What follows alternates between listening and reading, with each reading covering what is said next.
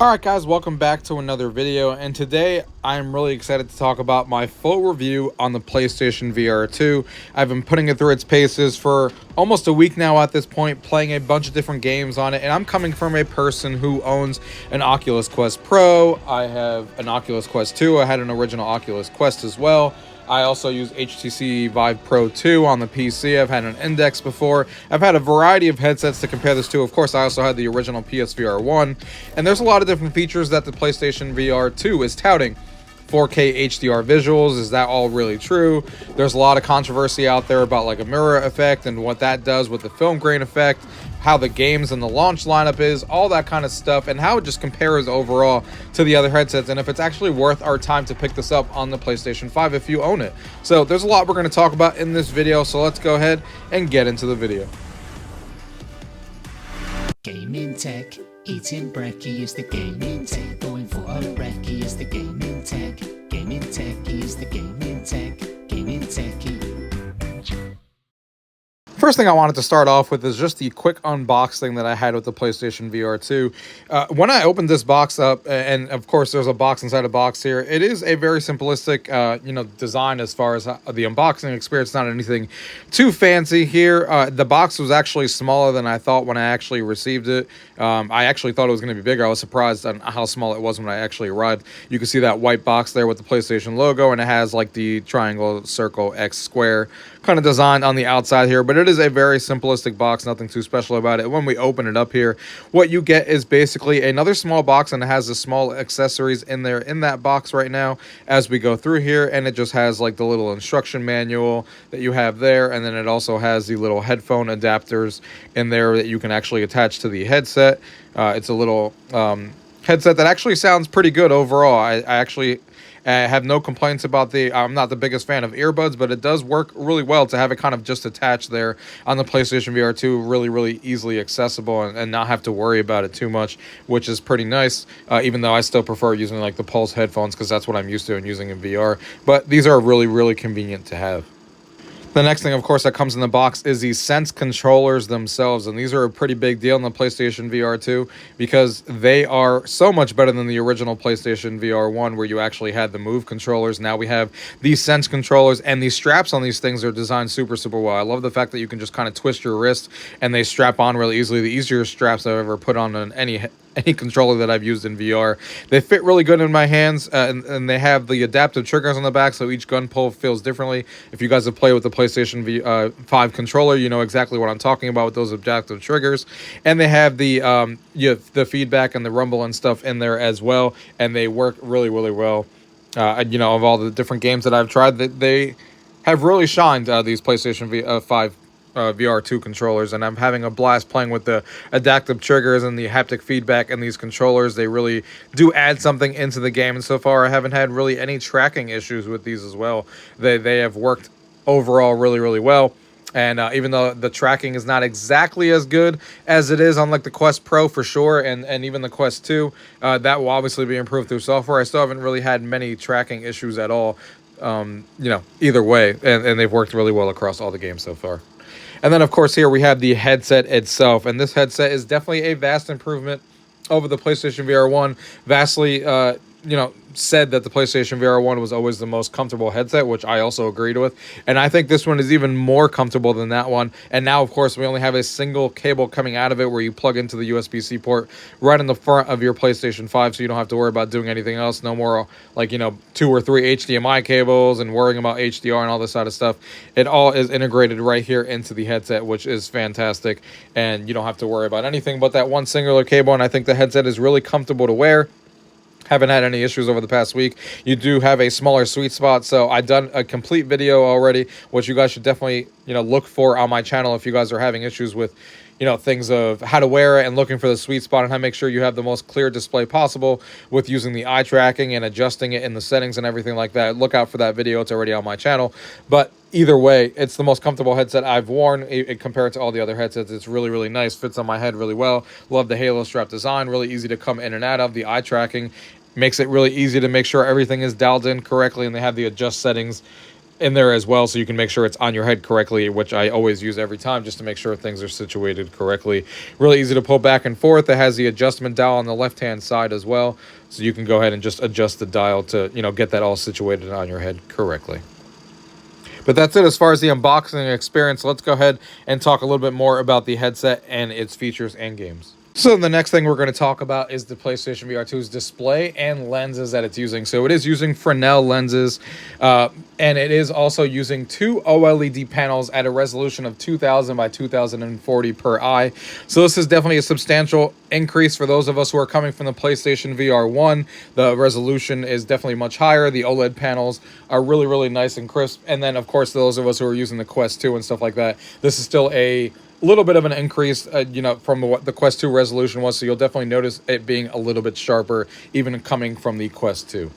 Now, since these OLED panels are HDR and they're advertising HDR, and it's not something we're really seeing advertised in other headsets, you're going to get really rich colors, and you can tell that by looking at this Horizon demo. I played this Horizon demo. I've done a review on it already, and the vibrant colors and just how colorful everything looks and shows on the OLED display panels are fantastic. I mean, it definitely does showcase exactly what HDR can do for games like this. The colors are really vibrant, it's really bright, and everything just looks fantastic in this Horizon game, and I've been having a blast with it, and it really is a showpiece of what PlayStation VR can do with these displays and these lenses. I played a lot of VR games between the Quest Pro, the Vive Pro 2, and Steam VR and all that kind of stuff, and the Valve Index. And I still think this is the best game I've ever seen in VR, combined with the colors and the contrast and the HDR visuals and just the spectacle of all this, combined with the haptics of the controllers and the headset. This definitely sets things apart, and it looks fantastic. And like I said, it's definitely one of the best VR games I've ever seen. One of the other games that I've played that really showcased these display and the HDR functionality here is Resident Evil Village in VR. As somebody who has never played this game before, seeing this game in VR for the first time and seeing the blacks that this thing gets. I mean, just putting the headset on and not seeing, and not even turning the headset on, you can see how true black this really is, because you think the headset is actually turned off, but then when you turn it on and you have nothing on the screen, or I've seen games load and stuff like that and you're just on a pitch black screen, it's black. It's those rich OLED blacks that you really want, and it definitely showcases it in a game like Resident Evil here, where you see a lot of blacks, and it's obviously a horror game and stuff like that, and the blacks really do represent exactly what black should look like, and that's exactly what these OLED displays will actually give us, especially great for horror games like this. One of the other things that we got to talk about that a lot of the early reviews didn't really mention, that I obviously noticed when I got in there, is the Mura Effect, which is basically a film grain effect, which I can't capture and really showcase in any sort of footage or anything, but it's basically a film grain effect that you will see, you know, depending, it's more apparent depending on what's actually going on in the background. For example, a Kayak VR, which I'm showcasing here, in the really dark scenes, when you play at nighttime, it definitely is really noticeable, even if you're not looking for it. It has that film grain effect over the display. However, it's not something that I notice across most other games. Unless if I stop and stare and stop moving and really, really look for it, then I can kind of point it out. But other than that, so far, Kayak at the nighttime is really the game that really kind of brought it out to me without me looking for it, that really showcased it and been like, oh yeah, it's definitely there. But other than that, if you're just playing VR games, I don't think it's going to bother most people. It's just a film grain effect that is there and becomes more apparent in dark scenes depending on the contrast that's hitting behind it. But if you just play games and it kind of just forget about it, it's not something that pops out in your head, except in the rare cases like I talked about here in Kayak VR at the nighttime. But other than that, I still think the displays are fantastic, and I think the OLED displays and the Mura effect that we're talking about is an effect of using OLEDs. It's not like an issue with your headset or anything that the PlayStation VR2 is doing. It's just the nature of using OLED displays this close to your face. That's kind of the effect that happens when you use it. One of the other things that was really noticeable to me is the FOV of this headset, and that comes across really easily because I obviously am used to playing a lot of Quests and stuff like that, which sits around like 93 degrees on your head, and the PlayStation VR2 has a nice 110 degree field of view, which is definitely a substantial upgrade when you're coming from the Quest 2, and it really does showcase it. When I was playing a game like this one, NFL Pro Era, I really saw it. When I had the huddle around me, I really felt engrossed. Felt like I was actually in the NFL Pro Era helmet and stuff like that when I was playing. And it really showcased that you can see more in your actual view, which is obviously a great thing. The more we can see in our view and the more FOV we have, the more immersed we feel in these games. And it's nice that the PlayStation VR 2 got a nice bump and increase compared to the PlayStation VR 1 and those of us coming from the Quest 2 with 110 degrees. The other thing we got to talk about with the actual panels here is, of course, the refresh rate. The PSVR2 supports 90 hertz to 120 hertz, but there is something we got to talk about that people are talking about here a lot with the PlayStation VR2, which is like the motion blur that you see in certain games, and that's due to reprojection. Essentially, what's happening is, for the games that are running at 90 hertz, you're not going to notice this motion blur. Things are going to look really good. But there's 3 games that I know of so far in the lineup.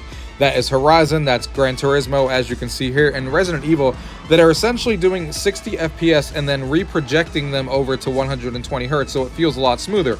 What happens when you do that is essentially you can sometimes see while in motion and while moving, you can see the images blurring a little bit, almost like a double image because of this. And it's not something, honestly, that I heavily notice because more people see it more than others, and it's not something that bothers me or something that, you know, I notice very much when I'm walking around in games, but it is there if you're looking for it, and that's only in games, again, that are doing reprojection like these 3 games that I just mentioned here. If they're doing 90 hertz like most of the other games and they reach that, then obviously it's not going to be an issue. But you got to remember, these games like GT7 and Resident Evil Village and stuff like that, if you want the games to look as good as they do here, they're going to run at 60 FPS, but that's probably a little bit too low to not have motion sickness and stuff like that.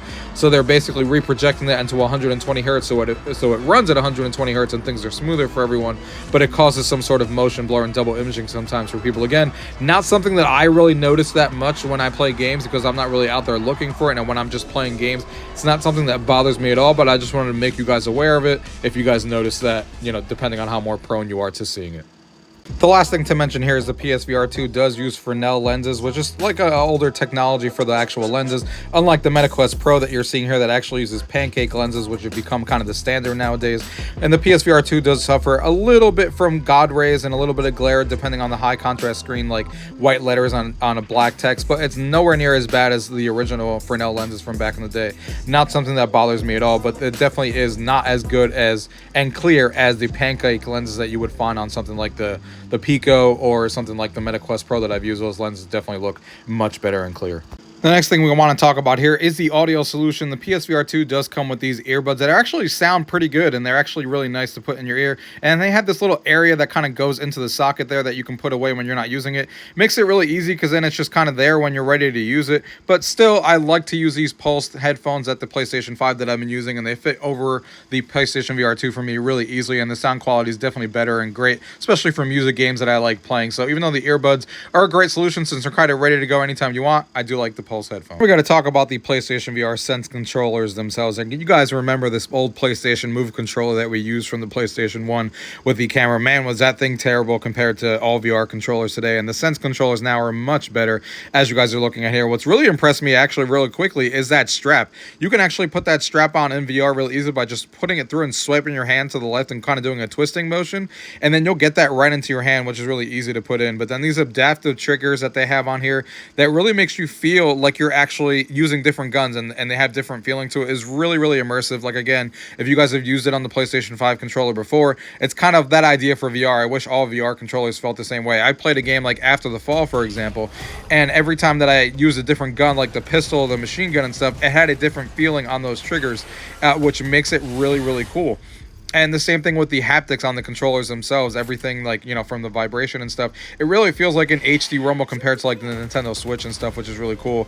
That kind of HD, like where you actually feel sometimes that something's actually in the controller even though it's not. Some games do that better than others, and you'll get, you know, mileage may vary depending on the game, but the haptic feedback in the controllers is great. And the adaptive triggers on how it makes you feel like you're shooting different guns is definitely a welcome addition to VR, and it's definitely something that other controllers are just not doing out there. And these controllers are my favorite when it comes to haptic feedback and the adaptive triggers. So it's going to make me choose the PSVR 2 in a lot of ways depending on what games are actually coming out and how those adaptive triggers are being used.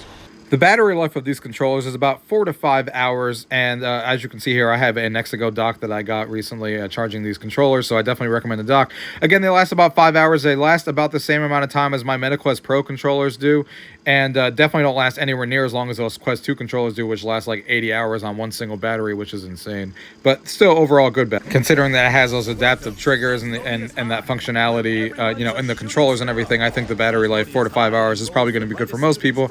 And then you just just dock it and you're ready to go the next time that you're actually ready to play. Of course, we all want longer battery life, but I think it serves pretty well and is pretty comparable to some of the higher end options out there when it comes to wirelessly charging. At least you don't have to worry about replacing the batteries, and it comes with rechargeable batteries and you're kind of ready to go as long as you keep them charged. However, we got to mention that if you don't buy a dock like I did, it only comes with a single USB-C cable. Of course, if you got the PS5 and you had a controller with it, of course, then you would have had another USB-C cable that it came with that. But it is still weird that the PlayStation VR2 doesn't come with two cables, so you can actually charge both of your controllers at the same time instead of one at a time. So just note, if you don't buy a dock, you're only going to have one cable in there to charge each controller one at a time, and they take about 2 hours to charge.